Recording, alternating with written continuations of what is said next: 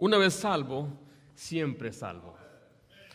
La salvación es eterna, la salvación depende de Dios, la salvación no depende del hombre, la salvación es lo que Dios nos ha dado a nosotros, porque una vez salvo, siempre salvo. El que es salvo hoy, siempre lo será. ¿Por qué dices esto, hermano? Porque así enseña la Biblia. La Biblia enseña que cuando usted confía en Cristo como su Salvador personal, como el único que lo puede salvar, como el único que lo puede perdonar, el quien derramó su sangre, quien murió por usted y resucitó con poder y gloria, usted es salvo. Una vez salvo, siempre salvo. Porque hay quienes enseñan que la salvación se puede perder. Obviamente no conocen las Escrituras. He hablado con mucha gente tocando puertas por más de 20 años y la pregunta que siempre le hago a una persona: ¿has leído el libro de Romanos? ¿Has leído el libro de Colosenses? ¿Has leído el libro de Gálatas? ¿Has leído el libro de Juan? Y siempre me dicen no. ¿De dónde sacan las enseñanzas que la salvación se pierde? Bueno, se viene por filosofías y el pensamientos humanos, porque sabemos que hay recompensa aquí en la tierra y hay también castigo. Y creemos que Dios funciona de la misma manera. Hay quienes toman la Biblia y toman versículos y los tuercen. Dice, el que persevera hasta el final será salvo. Pero quiero decirle a usted que no siempre lo que la Biblia dice salvo se refiere en salvación. Por ejemplo, cuando Pedro andaba sobre el agua y se empezó a hundir, él dijo: Señor, sálvame. ¿Le decía, sálvame de mis pecados? ¿Le decía, sálvame del infierno? No, se estaba hundiendo, solamente no se quería ahogar. Y el que perseverará hasta el final, se trata de la tribulación, porque un día vendrá una gran tribulación donde la gente va a morir, pero la gente tiene que perseverar en fe y será salvo. Dios va a preservar su vida aquí sobre la tierra. Un texto fuera de contexto es un pretexto. Un texto fuera de contexto es un pretexto. Y hay quienes toman versículos fuera de contexto y los convierten en un pretexto. Y es una enseñanza, una herejía falsa. Pero la Biblia enseña claramente que una vez salvo, ¿qué? Siempre salvo. ¿Usted es salvo? Muchos llaman decir salvo aceptar a Cristo. Otros dicen que es recibir a Cristo. Otros dicen que es creer en Cristo. Ambos es la misma cosa. Una vez salvo, siempre salvo. Hay quienes no les gusta esta verdad, porque dicen, no, entonces yo puedo matar. O rápidamente van, no, yo puedo matar. Es lo primero que dicen. Pero eso no es lo que la Biblia enseña. No nos malinterprete, no nos confunda con lo que enseña la Biblia, la palabra de Dios. Ay, ¿qué tal si yo cometo fornicación? No, ¿qué tal si yo cometo adulterio? ¿Qué tal si yo maquino? ¿Qué tal si yo miento? Bueno, en este pasaje que leímos vimos a un hombre que cometió todos esos pecados en un solo capítulo. Un hombre llamado David. ¿Quién era David? David era el rey de Israel. ¿Quién era David? Dice la Biblia que él era el dulce cantor. La Biblia dice que David era un profeta en Hechos 1:16. Dice, varones hermanos, era necesario que se cumpliese la escritura por el Espíritu Santo cuando habló por la boca de David. David era un profeta. David también era un siervo de Dios. Dice, por boca de David tu siervo. David también era fiel. Dice, por cuanto David había hecho lo recto ante los ojos de Jehová y de ninguna cosa que se les mandase se había apartado en todos los días de su vida, salvo en lo tocante a Urías Eteo. David fue fiel a Dios, era un profeta, era el dulce cantor de Israel. Dice que no había otro hombre como él que tenía el corazón conforme al de Dios. ¿Era salvo David? ¿Está David en la gloria en este momento, usted cree? ¿Perdió David su salvación? En este pasaje vemos un grave pecado que cometió David. El pecado quiere decir errar al blanco. Es no obedecer a Dios. Es hacer algo que a Dios le desagrada. Todos nosotros, ¿verdad? ¿O nomás yo? ¿Todos? Vea lo que dice 2 Samuel 11:27. Veamos el pecado grave que cometió David. Dice, y pasó el luto, envió David y la trajo a su casa. Y fue ella su mujer, y le dio luz a un hijo. Vea lo que dice la última frase. Mas esto que David había hecho fue desagradable ante los ojos de Jehová. David cometió un grave pecado. Vea el versículo 4. Primeramente él cometió adulterio. Dice, y envió David mensajeros y la tomó. Y vino a él, y él, ¿qué dice ahí? Esta era una mujer casada. Él era un hombre casado. Las relaciones sexuales fuera del matrimonio, para un joven o uno que no es casado, es fornicación. Para un casado se llama adulterio. Y ambas cosas dice la Biblia que los va a juzgar Dios. un pecado muy grave. Y eso fue lo que hizo David. Pero no solamente eso fue lo que hizo, sino que después de que él se acostó con ella, vea lo que sucedió en el versículo 5, y concibió la mujer y envió a hacerlo a saber a David, diciendo, estoy encinta. Imagínense siendo el rey y le dicen, una mujer casada, la embaracé. David inmediatamente empieza a planear, a maquinar, a tramar. Vea lo que dice el versículo 6. Entonces David envió a decir a Joab, envíame a Urías Eteo. Y Joab envió a Urías a David. Inmediatamente él dijo, tienes que traérmelo, tengo que arreglar este asunto. Y lo que él hizo fue que lo trajo a su casa, le dijo, ¿cómo están los soldados? Todo bien, sí, sí. Fíjate que Urías, te voy a recompensar porque eres un buen soldado. Vete a tu casa. Porque él siendo un hombre, estando fuera de su casa por tantos días o tal vez meses, pues él deseaba tal vez estar con su mujer. Y dijo, pues así lo voy a arreglar. Lo voy a mandar a que él vaya a su casa y pues lo obvio que va a hacer es que pues la va a acariciar y pues se va a acostar con su propia esposa.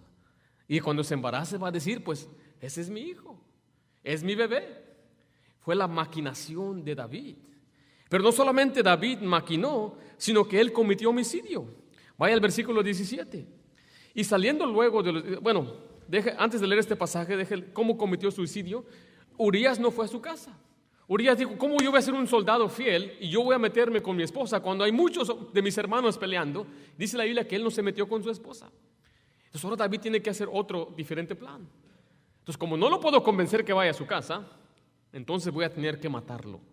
Y la manera que lo iba a matar es que lo iba a poner al frente de la batalla, a lo más recio. Vea lo que dice ahora sí el versículo 17. Y saliendo luego los de la ciudad, pelearon contra Joab, y cayeron algunos del ejército de los siervos de David. Y murió también, ¿quién dice ahí? Urías Eteo. Pero no solamente eso, sino que ahora él había cubrido su pecado. Entonces vemos que él cometió adulterio, después maquinó y mintió, y después cometió homicidio, y después cubrió su pecado. ¿Esto el Señor lo sabía? ¿Esto le desagradaba al Señor? Pero si no fuera por menos, vea lo que dice el capítulo 12, versículo 9. Esto fue otro grave pecado que él hizo. Dice, ¿por qué pues tuviste en poco la palabra de Jehová, haciendo lo malo delante de sus ojos? A Urías Eteo heriste a espada, y tomaste por mujer a su mujer, y a él lo mataste con la espada de los hijos de Amón. David cometió un grave pecado. ¿Cree usted que es grave este pecado?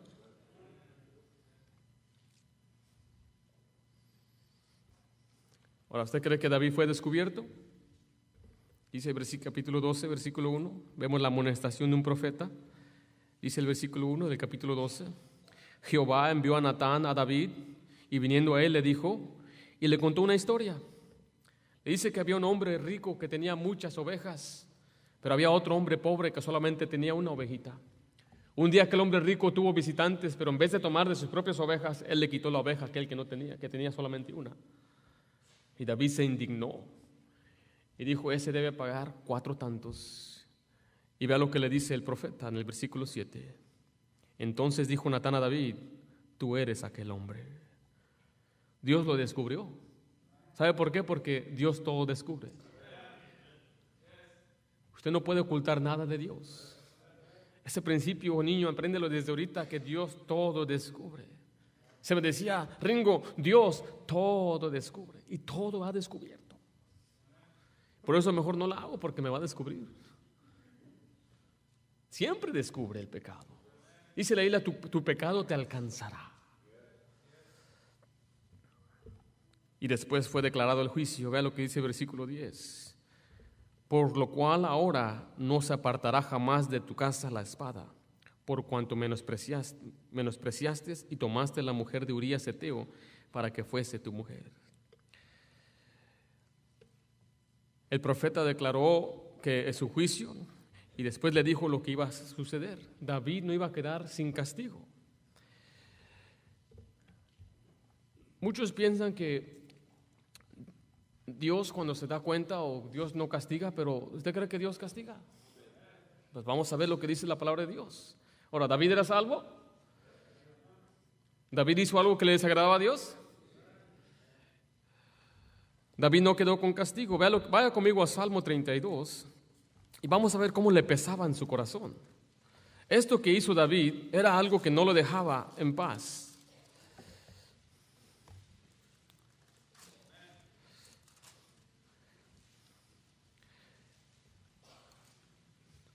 Dice el versículo 3 del Salmo 32. Mientras callé, se envejecieron mis huesos, en mi gemir todo el día, porque de día y de noche se agravó sobre mí tu mano, se volvió mi verdor en sequedad de verano. David está diciendo que le pesaba y le pesaba el pecado que había hecho, y a veces nosotros nos sentimos culpables, nos sentimos mal por lo que hacemos, y eso es algo normal que Dios nos ha dado el Espíritu Santo, pero también nos ha dado nuestra conciencia. David pagó gravemente. Vea conmigo lo que dice Proverbios capítulo 6, versículo 29.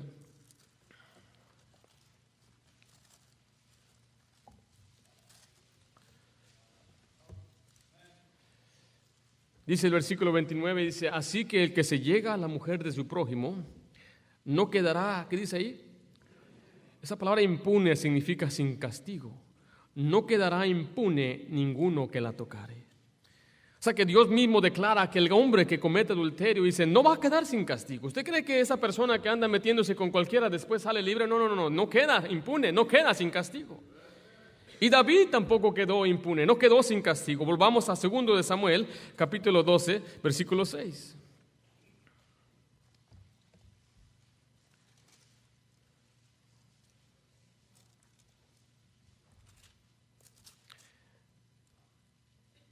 David dice, y debe pagar la cordera con 4 tantos porque hizo tal cosa y no tuvo misericordia. Lo que él dijo aquí, ese es el juicio que merece aquel que le quitó la ovejita, dice David. ¿Y sabe qué sucedió en la vida de David? Dios le quitó a él 4 hijos. Él mató a un hombre y Dios le quitó a él 4 hijos. ¿Qué duele más que nuestros hijos? Que nuestra compañía se vaya a la quiebra, que perdamos nuestros autos, que perdamos nuestra casa. No se compara a perder un hijo. He visto yo el lloro y el dolor en el corazón de las personas que pierden físicamente a un bebé recién nacido. Las esperanzas que tenían para él eran optimistas, los planes que tenían, un día va a ser un niño grande, pero esos deseos, esos sueños fueron cortos por alguna enfermedad o algún accidente. Yo veo a mis hijas, a mis chiquitas, y doy gracias a Dios por ellas y las abrazo y digo, Señor, yo no sé qué haría si tú me las quitas. Dios le quitó a Amnón, a David, le quitó a Absalón, mató al hijo de Betsabé y a otro hijo que se llamaba Adonías. 4 hijos perdió David. No quedó sin castigo. No creamos que porque somos salvos no perdemos la salvación, pero no podemos hacer lo que queramos. Y tenga usted cuidado, si usted es un padre, una madre, usted tiene hijos, por ahí llegan. Vea lo que dice 2 Samuel 12:10. Por lo cual ahora no se apartará jamás de tu casa la espada. No solamente sus hijos murieron, pero mira, Amnón, su hijo mayor, él violó a su propia hermana. Y después aquel otro hermano, medio hermano de Amnón, hermano de la hermana que él violó, lo mató. Y después Absalón se rebela contra su propio padre y se levanta con un grupo de hombres para quitarlo del reino, usurpar su reino y ponerse él de rey. Imagínense ser traicionado por su propio hijo. Y si le fuera poco, dice la Biblia que cuando él estaba en batalla, su hijo de él contra David, David decía, no hagáis daño al muchacho. No hagáis daño al muchacho por amor a mí. Pero Joab no le importó y mató al hijo de David. Y cuando le trajeron las nuevas, decía, hijo mío, hijo mío, hijo mío, lloraba porque él tenía dolor en su corazón, tal vez porque Absalón no era un creyente y se fue al infierno su propio hijo. David pagó gravemente. ¿Y sabe qué decía David? En Salmo 51:12. Salmo 51:12.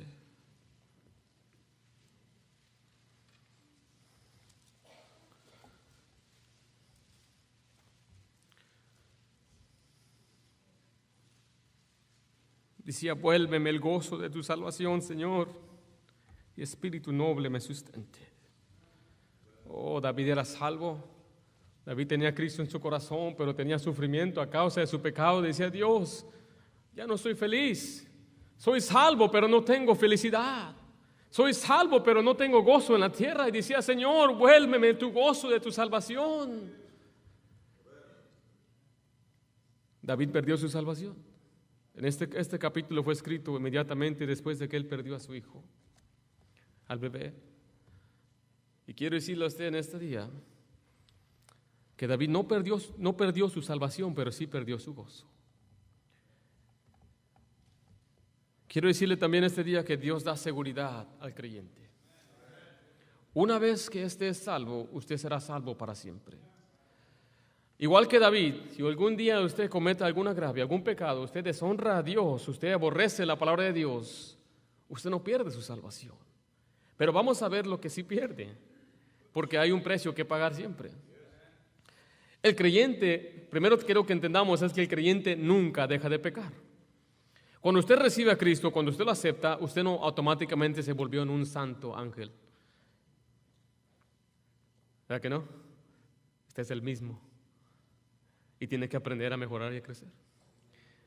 Vea lo que dice 1 de Juan 1, versículo 8. Hay quienes dicen, no, mira, cuando yo acepto a Cristo ya no peco. Y me han dicho, yo ya no peco. Tengo pecas, pero ya no peco.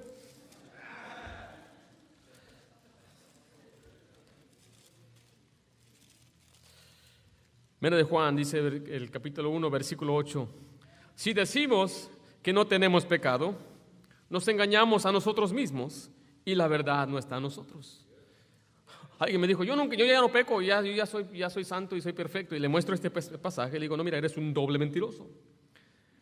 Porque tú dijiste que no pecas y Dios dice que el que no peca, dice, se engaña a él mismo y es un mentiroso. Dice el versículo 9, dice, si confesamos nuestros pecados, Él es fiel y justo para perdonar. Entonces, cuando usted y yo reconocemos a Cristo como nuestro Salvador, no dejamos de pecar. ¿Por qué no dejamos de pecar? Porque tenemos dos naturalezas. Habla la Biblia del viejo hombre. ¿Cuál es ese viejo? ¿Será mi esposo? No estoy hablando de su esposo, hermano. Cuando usted cree en Cristo, dice la Biblia que somos una nueva criatura en Cristo Jesús. Dice la Biblia, el alma que pecare, esa morirá. Y estando muertos en nuestros delitos y pecados, Él nos dio vida juntamente con Cristo, dice la palabra de Dios. Entonces ahora tenemos vida en espíritu, pero nuestro cuerpo todavía está ahí. Nuestro cuerpo es lo que nos hace pecar.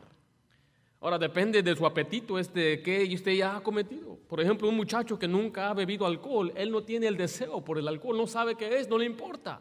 Y usted que es salvo, tal vez se recuerda que las frías y esas cosas. Usted no va a dejar de tener ciertos deseos porque usted es carne hasta el día que usted muere y se va al cielo. Por eso usted tiene que andar en el espíritu para no satisfacer los deseos de la carne. Entonces depende de su concupiscencia, usted va a ser atraído por ciertos pecados. Pero el cristiano no deja de pecar. Pregúntele a su esposa, ella va a decir, no, pues ¿cuándo este viejo no deja de pecar? Pregúntele a tu mamá, muchacho, ni haces la cama, eres desobediente, llegas tarde de la escuela, no haces la tarea, eres mal estudiante. La lista puede seguir, joven, tú no eres perfecto, eres rete pecador. Hay padres, no, mi niño es un niño bueno, ese te tiene bien engañado, hermana, ten cuidado con los niños buenos. Como Kiko, mami, yo soy un niño bueno que ama a todo el mundo. ¿Se acuerdan de Kiko, mentiroso? Y su mamá, sí, Kiko. Así trae algunos de sus hijos, que sus hijos así los tienen a ustedes. Pero cuando somos salvos, no dejamos de pecar. Ahora, ¿Dios quiere que pequemos? No, vea lo que dice 1 de Juan, capítulo 2, versículo 1, a una hoja ahí. Dice, hijitos míos, estas cosas os escribo, ¿para qué? Para que no pequéis. Dios no quiere que pequemos. Vea lo que dice 2 de Timoteo 2:19.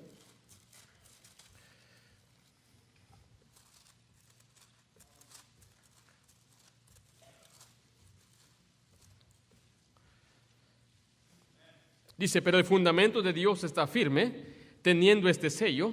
Conoce el Señor a los que son suyos. Y dice, y apártese de iniquidad todo aquel que invoca el nombre de Cristo. La Biblia dice que todo aquel que invocar el nombre del Señor será salvo. Esto está diciendo que todos los salvos deben apartarse de iniquidad, porque Dios no quiere que pequemos. El creyente debe confesar entonces sus pecados cuando peca. Volvamos a 1 de Juan, capítulo 1. Entonces, ¿qué hago, hermanos, si yo peco? Pues tienes que confesárselos a Dios. A Dios, no a un hombre, no a un cura, no a una persona, es directamente a Dios. Antes los hombres tenían que ir con un sacerdote para que Dios les perdonara sus pecados. Pero hoy dice la Biblia que se ha roto el velo y Dios nos ha dado acceso directamente al Padre. Entonces usted cada día debe confesar sus pecados a Dios. Vea lo que dice el versículo 9. Si confesamos nuestros pecados, Él es fiel y justo para perdonar nuestros pecados y librarnos de toda maldad. Dice el 10, si decimos que no hacemos pecado, le hacemos a Él mentiroso y su palabra no está en nosotros. Entonces vemos que Dios no quiere que pequemos, pero vamos a pecar. Entonces, ¿qué hacemos cuando pecamos? Tenemos que confesárselo. ¿Cuándo fue la última vez que usted confesó su pecado? Deberíamos de confesar nuestro pecado en cuanto sea más posible. Ahorita mismo, perdóname, Señor, ahorita, hágalo ahorita en tu cabeza. Una buena práctica es al final del día, cuando usted vaya a dormir, ora al Señor y confiésele a Dios sus pecados. El creyente no deja de pecar. Hay quienes dicen, ya no peco yo, dale un cachetón a ver cómo responde.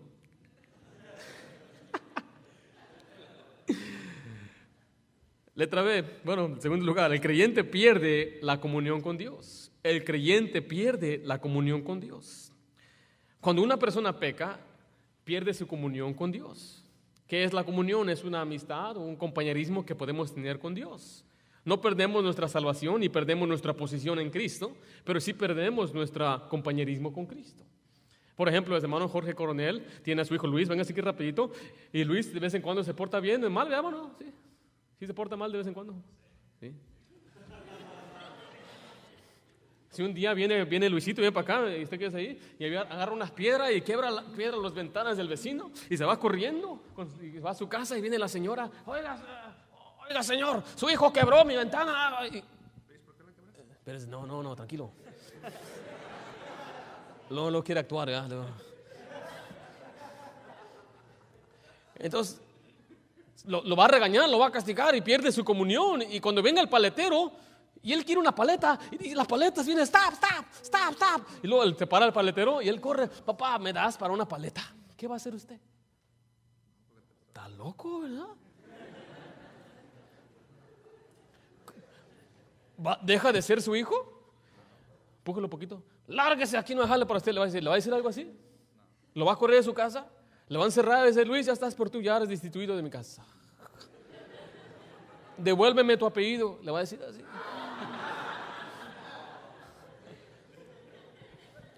Mire, para que usted entienda cómo Dios nos ha salvado, nos ha llamado hijos. Dice que nos ha adoptado.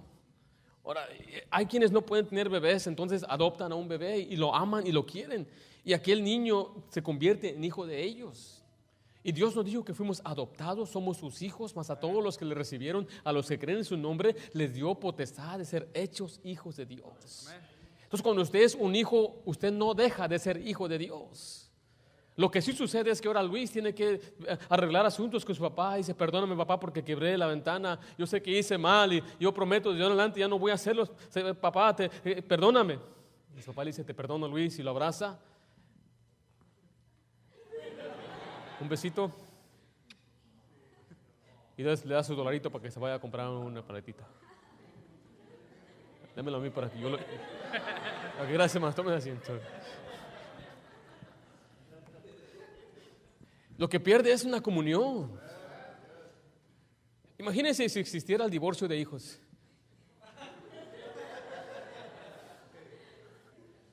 Y sabe que nosotros no divorciamos a nuestros hijos, ¿verdad? Ay, ya no la quisiera. Le preguntaron a un pastor, ¿alguna vez usted ha pensado en divorciar a su esposa? Dijo, no, matarla sí, pero divorciarla no. ¿Quiénes de ustedes han pensado en matar a sus hijos alguna vez? Me levanten la mano.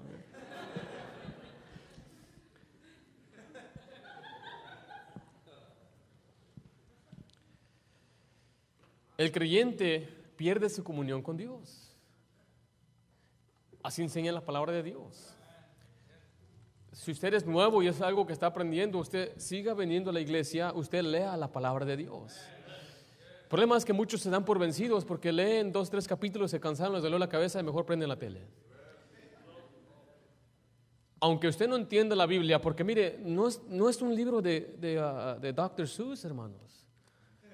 Muchachos, es not Dr. Seuss. Green Eggs and Ham, esto no es, hermano. No es brinca la tablita y ya me cansé. Está grueso el libro. Por lo tanto, necesitas un maestro que te enseñe de la Biblia. Pero no nomás tome las enseñanzas de aquí como así se acabó. Usted regrese a su casa y escudriñe las Escrituras. Pero después de que usted ha leído de pasta a pasta esto unas 10 veces, usted va a creer, una vez salvo, siempre salvo. Y no va a venir ni cualquier pelajustán mentiroso diciéndole otra cosa, que la salvación se pierda. No, yo conozco la Biblia. Lárguese de aquí, falso maestro. Hereje, apóstol Celestino. El profeta Astorgio dijo eso. Dicen, Eustorgio. Muchas veces le pasa a usted, ¿no? El profeta Eustorgio. El creyente pierde su comunión, pero también el creyente pierde su gozo. Vea lo que dice 1 de Juan, capítulo 1, versículo 4.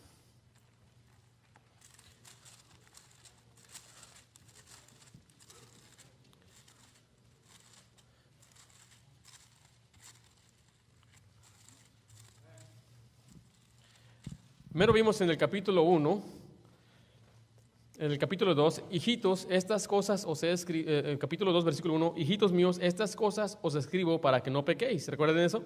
Ahora vean lo que dice el versículo 4 del capítulo 1. Estas cosas os escribimos para que vuestro gozo, ¿qué dice ahí? Sea cumplido. Una persona que vive en pecado no puede tener gozo. No vive en gozo. Quiero que usted entienda que el pecado es una ilusión de gozo. El diablo quiere que usted piense que el pecado es divertido. ¿Por qué la gente peca? Porque está buscando placer, está buscando gozo. ¿Por qué bebe la gente alcohol? Porque está buscando gozo. La Biblia dice, hay que beber y comer porque mañana, y ser alegres porque mañana moriremos. La gente busca el gozo de esa forma. ¿Por qué la gente se mete con cualquier hombre o cualquier muchacha? Porque está buscando gozo. ¿Por qué roba? Porque busca placer en algo que no le pertenece a él. Pero es una ilusión. No es un verdadero gozo, es momentáneo. Y la Biblia lo enseña. Sí, el gozo trae placer, es placentero, pero por un momento. Observe lo que dice Hebreos capítulo 11, versículo 24.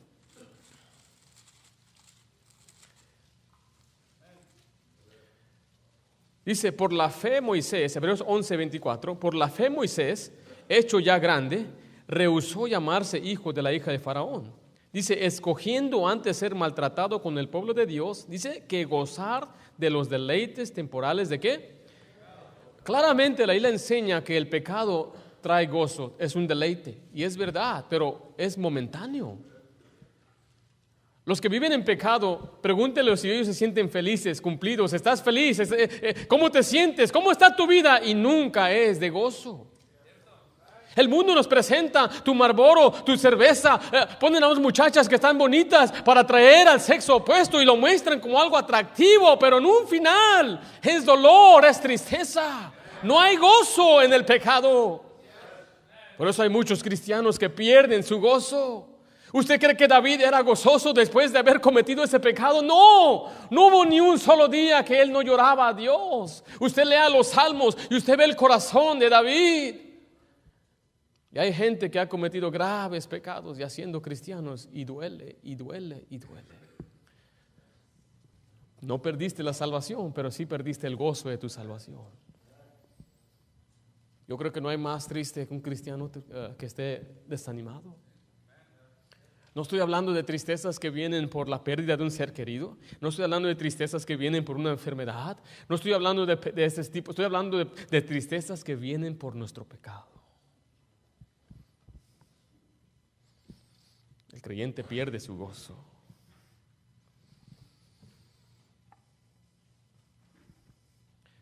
Vivir en medio de pecado también quita el gozo. Un hombre llamado Lot dice que él vivía en medio de gente malvada. Cada día dice que él se afligía también. Las consecuencias del pecado nunca te traen gozo también. Vea lo que dice Romanos 6:21.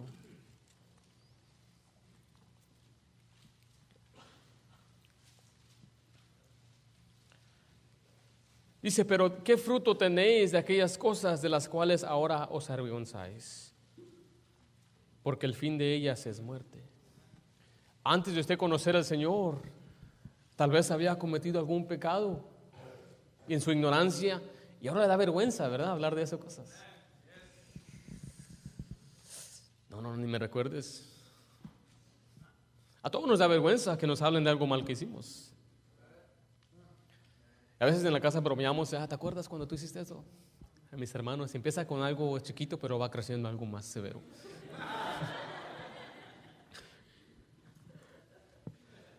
Y trae vergüenza. El pecado te quita tu gozo y el pecado te trae vergüenza. Por eso hay que no pecar. Estas cosas os he escrito para que no pequéis. Hay pecados de ignorancia que tal vez usted comete sin haberlo sabido, pero la mayoría de nuestros pecados son de nuestro propio conocimiento y sabemos lo que hacemos. El creyente no deja de pecar. El creyente pierde su comunión con Dios. El creyente pierde su gozo. Pero ¿sabe qué? La salvación aún está segura en Dios. ¿Cómo sabemos? Mire, Dios nos dio este libro. Hay quienes dicen, yo no me siento salvo. Y a veces yo no me siento mexicano.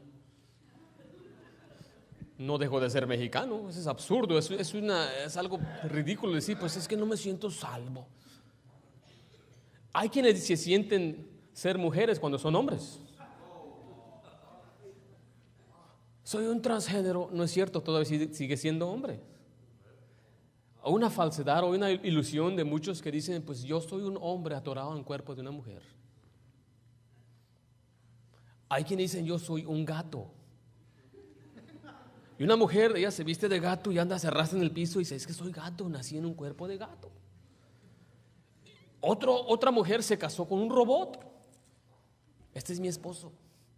El simple hecho que usted se imagine, no sé si dejó el gas prendido, le pegó un caballo,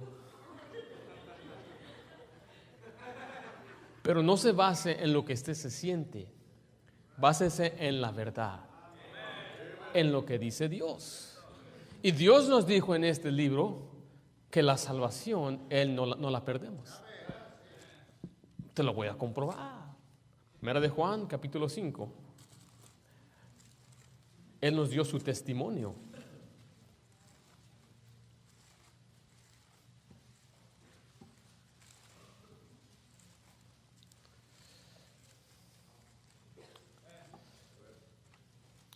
Primera de Juan, capítulo 5, dice versículo 11.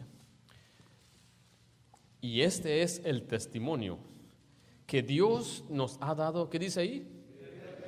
Y esta vida está ¿en quién? ¿Está en las obras? ¿Está en la iglesia? ¿Está en cómo me siento? Dice el versículo 12. El que tiene al Hijo, tiene la vida. El que no tiene al Hijo de Dios, no tiene la vida. Su testimonio lo ha declarado sencillamente. La salvación, la vida eterna está en su Hijo. Y el que tiene al Hijo, tiene vida eterna. ¿Y cómo yo puedo tener al Hijo? Creyendo que Él es el único que me puede salvar. Porque eso es lo que dice en Juan capítulo 20, versículo 30. Juan 20, 30.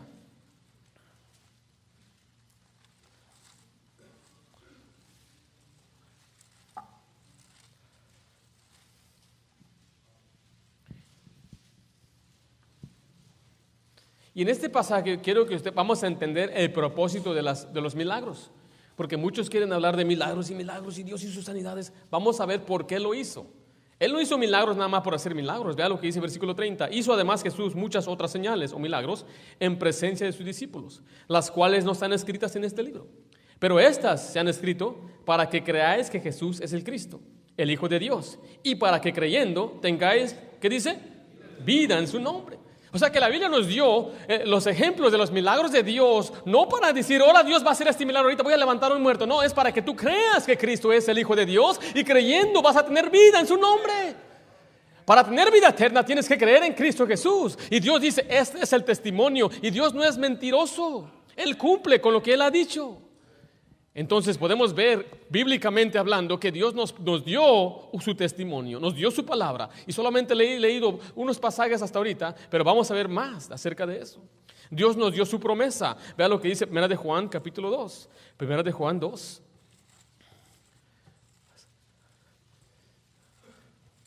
¿Esta idea es nuestra de la Iglesia Bautista? No, ¿verdad? ¿Qué estoy usando? ¿Y solamente usé 2 versículos? ¿Solamente estoy usando un pasaje ahí medio torcido en Mateo? No, ¿verdad que no? Es algo absurdo creer algo que tener enseñanzas y usted acepte cualquier enseñanza sin usted confirmar en la Biblia. La Biblia no es un libro difícil de entender. La Biblia dice que Dios no es un Dios de confusión y no es un Dios de desorden tampoco. Él quiere que el mundo sea salvo. Él escribió este libro primordialmente para la salvación de la gente. Pero hoy en día hay mucha gente que no quiere ni tomar un minuto para sentarse y leer estos versículos. Por eso ahorita le estoy mostrando más de 100 versículos para que usted se vaya ya bien lleno a cabo de la semana, tal vez no va a leer la Biblia. Dice 1 de Juan, capítulo 2, versículo 25. ¿Estamos ahí? Y esta es la promesa que Él nos hizo. ¿Qué nos hizo? La vida eterna. La promesa de Dios es ¿qué? Ahora vaya conmigo a Tito capítulo 1, versículo 2.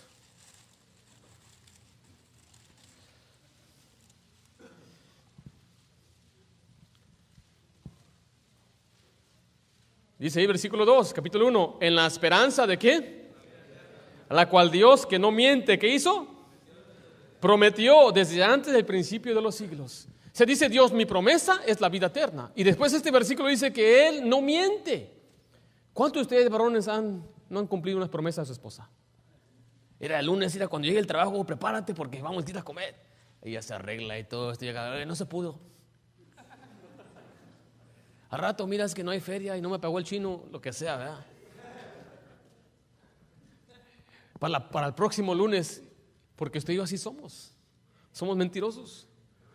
Le rompemos las promesas a nuestros hijos, que te voy a llevar a Chuck E. Cheese y sacas buenas calificaciones.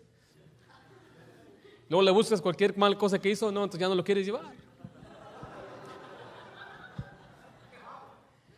Pero ¿sabe qué? Dios no es como usted y yo. Él no es un mentiroso como usted y yo. Él cumple sus promesas. Dijo, la promesa que yo te doy es vida eterna. Pero dice la Biblia también que Él cumple sus promesas. Si Él te dio vida eterna, Él te la dio. Porque si no fue eterna, fue vida temporal por un rato. Y Él nos prometió la vida temporal con tal de que seas bueno. Y Él nos prometió vida eterna si te portas bien y perseveras al final y te bautizas y eres lleno de Espíritu Santo y guardas esas y vendes todas tus posesiones y te vas a servir a los pobres. Yo no sé dónde enseñan esas cosas, pero no está en la Biblia.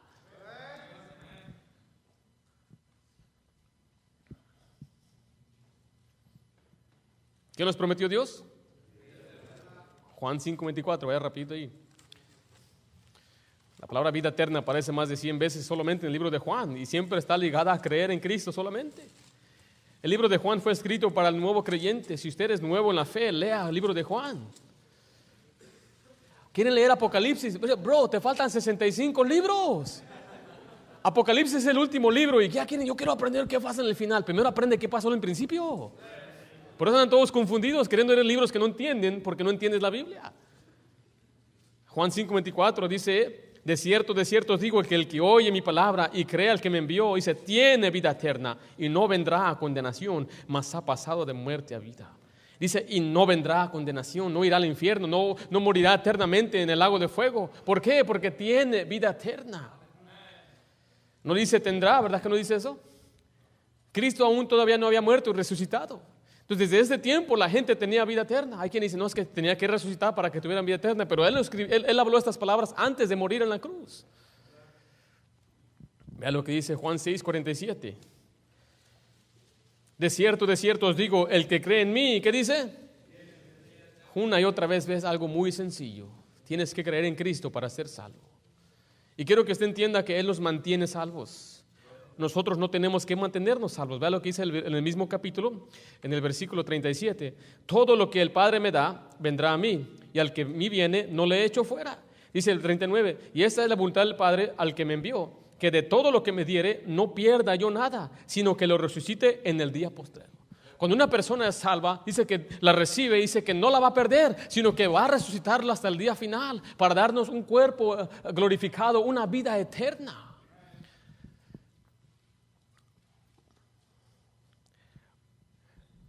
Nosotros no podemos hacer nada para perder la salvación tampoco. En Romanos 8, lo voy a leer por causa de tiempo, versículos 38 y 39, dice: por lo cual estoy seguro de que ni la muerte, ni la vida, ni ángeles, ni principados, ni potestades, ni lo presente, ni lo porvenir, ni lo alto, ni lo profundo, ni ninguna otra cosa creada nos podrá separar del amor de Cristo, que es en Cristo Jesús nuestro Señor. Nada nos puede separar de Dios, nada. Ahí le dice también que estamos en las manos de Dios. Mis ovejas oyen mi voz y yo las conozco y me siguen y yo les doy vida eterna y nadie las puede arrebatar de mi mano. Mi Padre que me las dio es mayor que todos y nadie las puede arrebatarle de las manos de Dios. Yo y el Padre uno somos, por si lo dudabas, decía Jesús. Cuando usted está en la mano de Cristo, usted está seguro por siempre. Nadie nos puede arrebatar de su mano porque nadie es poderoso suficiente. Primera de Pedro 1:5, por favor.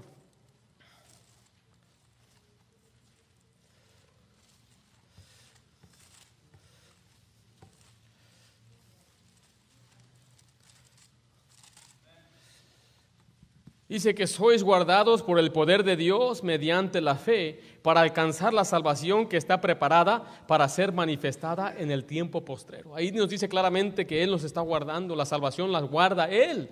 Yo no guardo mi salvación, Él la guarda. Yo no soy suficiente santo para guardar mi salvación, pero Él sí. Vea lo que dice Judas también, versículo 24. Judas es el penúltimo libro en la Biblia.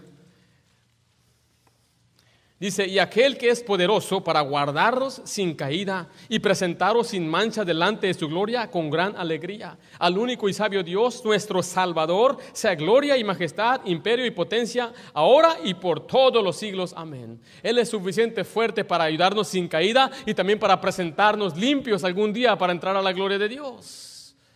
Una vez salvo, siempre salvo. Una vez salvo, siempre salvo.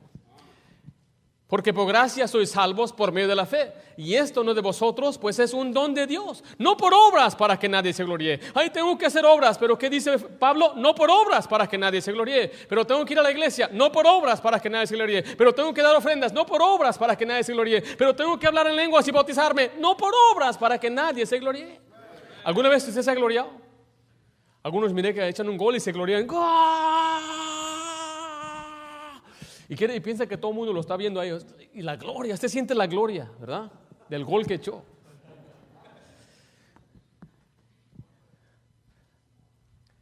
Nadie va a llegar al cielo gloriándose por sus buenas obras.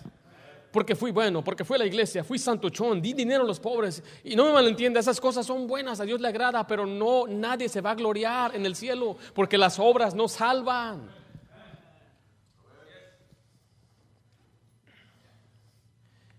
En Romanos 11:6 dice: porque y si por gracia, ya no es por obra.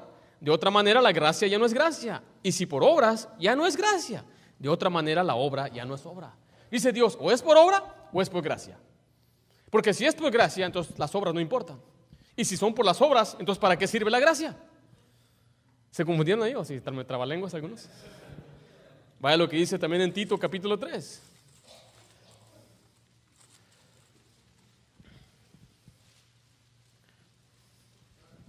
¿Estamos ahí? Tito capítulo 3, versículo 4 dice: pero cuando se manifestó la bondad de Dios nuestro Salvador y su amor para con los hombres, nos salvó, no por obras de justicia que nosotros hubiéramos hecho. Recuerden, no es por obras, dice, sino por su misericordia, por el lavamiento de la regeneración y por la renovación del Espíritu Santo, el cual derramó nosotros abundantemente por Jesucristo nuestro Salvador. Dice, para que justificados por su ¿qué?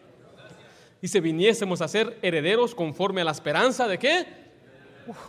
Ese pasaje ahí está tremendo. Dice que Dios mismo es nuestro Salvador porque Jesús es Dios. Dice que nos salvó no por las obras de justicia, por nuestras buenas obras, por nuestro buen comportamiento, sino por su misericordia. Pero dice también mediante su gracia nos justificó para darnos una vida eterna. Una vez salvo, siempre salvo. Una vez salvo, ¿qué? ¿Usted es salvo? Entonces lo que dicen, entonces puedes hacer lo que tú quieras y vivir como quieras. No seas tonto, nadie enseña eso. Yo no creo eso. Yo no creo que ahora que eres salvo puedes vivir como se te dé tu regalada gana. No, eres un águila, no vivas entre los gallinas, ya estás viviendo allá, eres en un plano más alto. No vivas entre los marranos, no somos nosotros esas cosas. Entonces, he hablado con mucha gente y dicen, entonces tú tienes licencia para pecar. No, apenas tengo licencia para manejar. Reprobé 2 veces y apenas me la dieron. La licencia que se nos da, se nos dice que no es un privilegio, no es un derecho, es un privilegio. Entonces nosotros tenemos privilegios de servir a Dios. No es que ahora yo puedo vivir como me dé mi gana. Así que el creyente tampoco queda sin castigo si peca. Gálatas 6:7 dice, no os engañéis, Dios no puede ser burlado. ¿Alguna vez sus hijos se han burlado de usted? O sea, que lo han engañado. ¿Usted pensó algo y no era verdad? ¿Cómo se siente usted? ¿Se enoja? ¿Se siente indignado? ¿Le da coraje? Pero dice la Biblia que de Dios nadie se burla. No puede usted ocultar su pecado. No puede usted ocultar lo que usted mira en su teléfono. Yo no sé qué sus cosas sucias ves ahí, pero tú no puedes esconderte de Dios. Puedes poner incógnito, joven, pero de Dios nadie se burla. Puedes esconderte y borrar todo lo que tú has visto, tu historial y todo, pero de Dios nadie se burla. Dios nos libertó del infierno, pero esto no nos da licencia de hacer lo que queramos. Dice Gálatas 5:13.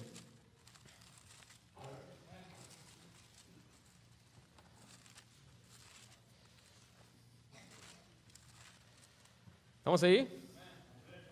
Porque vosotros, hermanos, a libertad fuisteis llamados, solamente que no uséis la libertad, ¿qué dice ahí? Como ocasión para la carne, sino servíos por amor los unos a otros. Está diciendo que Dios no nos salvó y nos dio libertad para hacer lo que queramos, sino para hacer cosas buenas para Dios. Vea lo que dice 1 Pedro 2:16.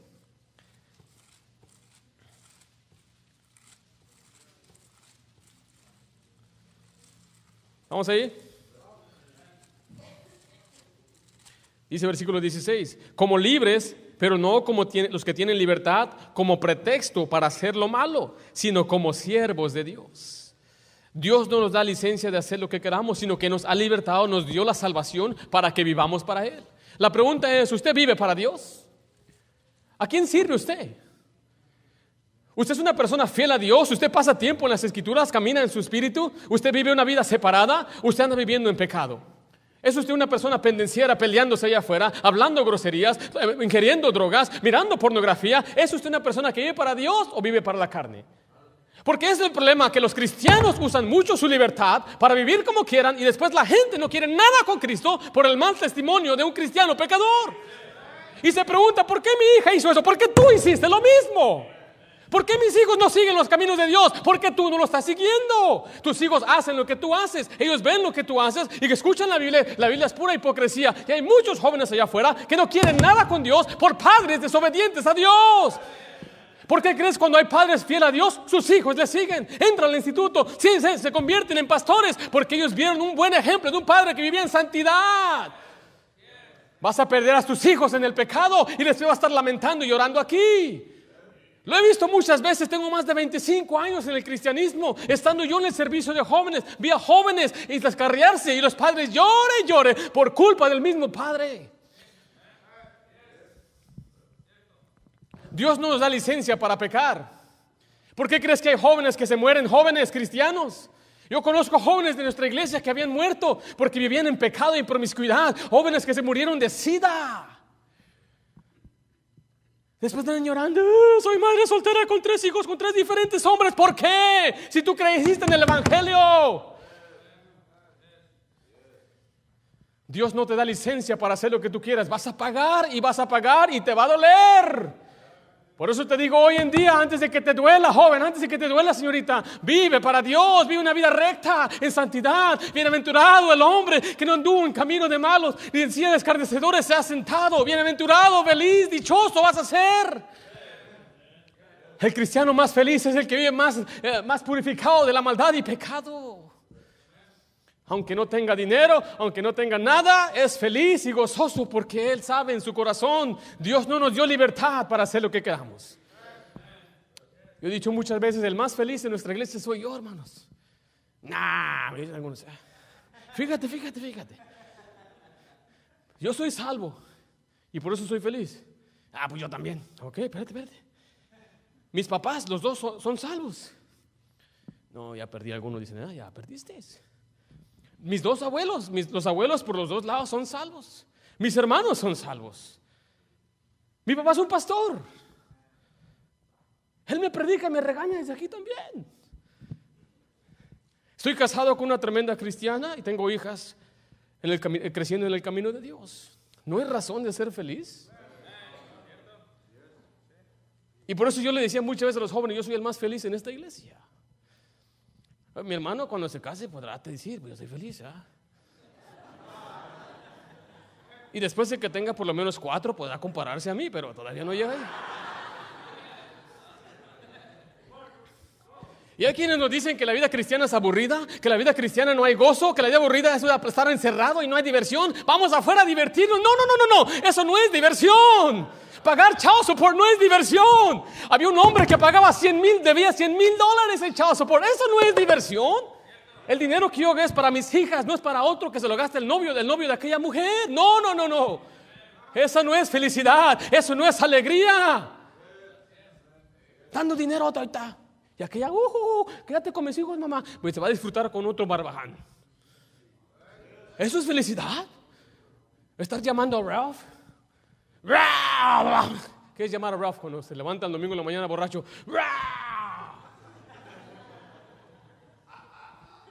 Se le andan saliendo las tripas y todo, no tienen ni saben dónde anduvieron. Qué triste. Una vez tocando puertas hablamos con una señorita y dice, una vez los muchachos me invitaron a una fiesta y se metieron algo en mi bebida alcohólica. Dice, y me abusaron. ¿Qué andaba haciendo ahí entre ellos? Buscando felicidad. Eso no es gozo. Eso no es felicidad. El gozo es vivir en santidad para Dios. El gozo es vivir una vida recta a Dios, ante los ojos de Dios. Y no andes como muchos, dice la Biblia, y no giman en el final. En todo mal he andado. Jóvenes con enfermedades, hogares destruidos por una aventura. No tenemos licencia para pecar. Pero sí es cierto que una vez salvo, siempre salvo. Eso es verdad. Pero el creyente no queda sin disciplina. Hebreos capítulo 12 dice la Biblia.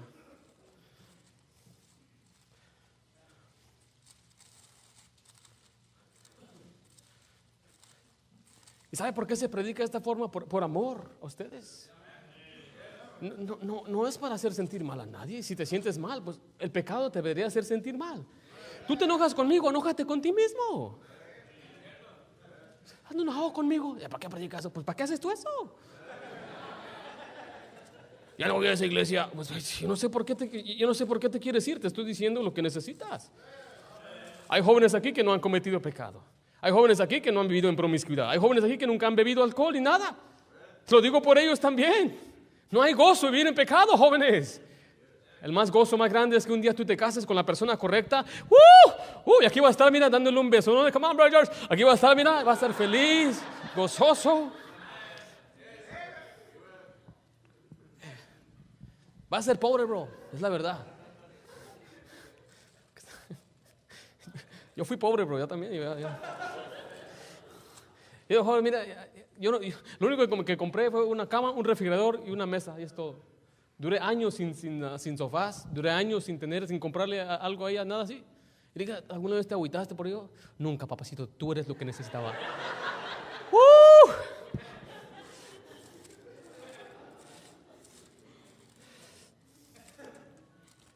Hebreos capítulo 12 dice la Biblia, versículo 4.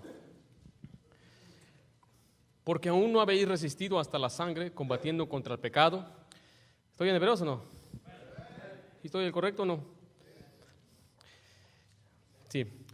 Dice el versículo 5: y habéis ya olvidado la exhortación que como a hijos se os dirige diciendo: hijo mío, no menosprecies la disciplina del Señor, ni desmayes cuando eres reprendido por Él. ¿Quién nos va a disciplinar? ¿Y quién nos va a reprender? Dice el 6: porque el Señor al que ama, ¿qué dice? Y azota a todo el que recibe por hijo. La palabra azota es darle duro. Y hay quien dice: mi hijo yo no le castigo. Ese va a crecer a ser un buitre, hermano. Te va a sacar los ojos. A los hijos se les debe disciplinar, así dice la Biblia. Dice que el padre al hijo que ama lo azota. ¿Y sabe cómo se azota? Con un cinturón, es el estilo mexicano. Algunos usan vara. Yo conocí a un hermano de Honduras, usaba una vara. Y la vara es más bíblica, hermanos. Y en la espalda.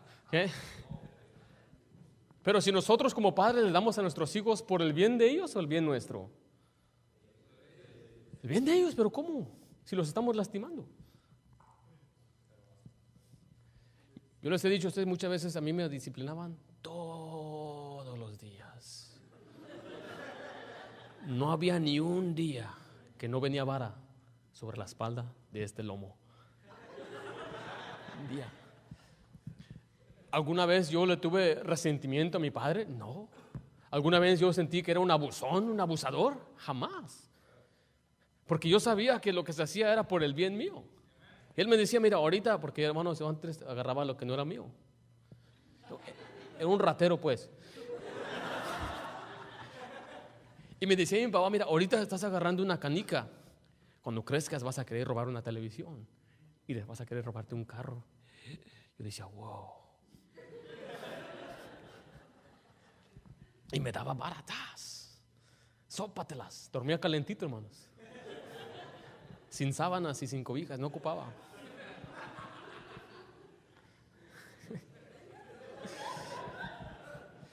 Dice versículo 6, dijo el 7: si soportáis la disciplina, Dios os trata como a hijos, porque ¿qué hijo es aquel a quien el padre no disciplina? Hay hijos que los padres no los disciplinan. Vea lo que dice el versículo 8: pero si os deja sin disciplina, de la cual todos han sido participantes, entonces sois, hay una palabra muy fuerte, bastardos y no hijos. Un hijo que no tiene un padre en casa, pues no tiene quien le discipline de una manera correcta. Si no tiene la madre en su casa, no hay quien le disciplina. Pero Dios ha dado a los padres, madre, o papá y mamá. Pero si no tiene un padre o una madre quien lo disciplina, dice, es como un bastardo. Hay quienes crecen en la calle, han visto que crecen en la calle. Yo me acuerdo cuando yo estaba en la escuela y la maestra me regañaba: le voy a llamar a tu mamá. No, me portaba bien y todo el día hasta hacía trabajos para la maestra, limpiaba y todo. Tenía un temor que le dijera a mi mamá. Y otro le decía: Kevin Johnson, I'm going to call your mom. Y decía: le voy a hablar a tu mamá. Y aquel le decía: I don't care, call my mom, I'll call her for you. Así decía. Y decía: no me importa, llámale, yo la llamo si quieres. Así decía. Yo me le quedaba mirando, ese no le tiene temor a su mamá. ¿Sabe por qué? Porque lo dejaba sin disciplina. Pero Dios dice que no es así. Vea la siguiente parte. Por otra parte, tuvimos a nuestros padres terrenales que nos disciplinaban. ¿Y los qué dice ahí? Hay quienes aquí sus papás les pegaban con riatas mojadas. Y usted lo veneraba. Gracias, padre, por... Oye, papá, le dice: ¿te acuerdas cuando me dabas? Con un hueso te pegaba. No sé con qué te pegaba, pero... Dice ahí la siguiente parte: ¿por qué no obedeceremos mucho mejor al Padre de los Espíritus y viviremos? O sea, si nuestros padres terrenales nos disciplinan, ¿cómo no vamos a esperar que nuestros padres celestiales nos va a disciplinar? Y si nosotros venerábamos a nuestro Padre terrenal, ¿cómo no vamos a obedecer al Padre de los Espíritus? Por eso, hermano, no piense usted que se va a salir con la suya. Si usted es salvo y usted comete algo, Dios va a venir. Tal vez no hoy, tal vez no mañana. Y lo que usted debe hacer es arrepentirse: perdóname, Señor, confesar mi pecado. Pero aún así, aún Dios puede darle castigo, porque así sucedió con David. Él se arrepintió y Dios dijo: está bien, no vas a morir, pero nunca se apartará de tu casa la espada. Las consecuencias siempre vienen. No creamos que yo voy a pecar y al rato le pido perdón a Dios. No funciona así. No. Pero le quiero decir de nuevo que una vez salvo, siempre salvo. David dijo esto, terminando con este pasaje, en Romanos 4, Versículo 6. Él reconoció que Dios mismo le había perdonado y no le ha inculpado pecado a él. ¿Estamos ahí? Dice el versículo 6. Como también David habla de la bienaventuranza del hombre a quien Dios atribuye justicia sin obras, diciendo: bienaventurado aquellos cuyas iniquidades son perdonadas y cuyos pecados son cubiertos. David decía: qué bueno de aquellos el que el Señor había perdonado. Dice el versículo 8: bienaventurado el varón a quien el Señor, ¿qué dice ahí? No inculpa pecado. Cuando una persona es salva, los pecados son cubiertos. Cuando una persona es salva, dice la Biblia que Dios nos perdonó y después ya no nos toma en cuenta esos pecados. Así que si usted ha confiado en Cristo, usted puede tener la seguridad que una vez salvo, siempre salvo. ¿Así lo dice el hermano Ringo? ¿Así lo dice la Iglesia Bautista? Así lo dice la Biblia. Vamos a orar, todos ojos cerrados.